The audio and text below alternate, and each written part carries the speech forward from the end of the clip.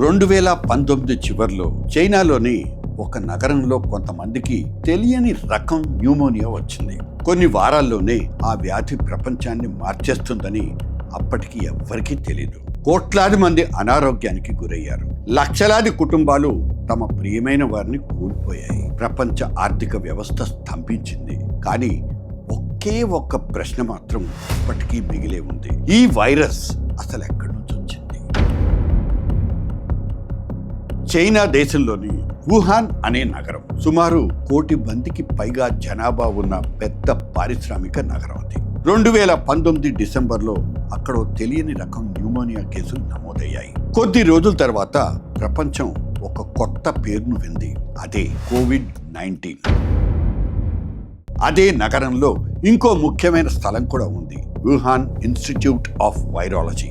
ఈ ల్యాబ్ సంవత్సరాలుగా గబ్బిలాల్లో ఉండే కరోనా వైరస్ల మీద పరిశోధనలు చేస్తోంది. అక్కడి నుంచే ఒక పెద్ద ప్రశ్న మొదలైంది. ఇది కేవలం యాదృచ్ఛికమా, లేకపోతే ఈ 2 సంఘటనల మధ్య ఏదైనా సంబంధం ఉందా?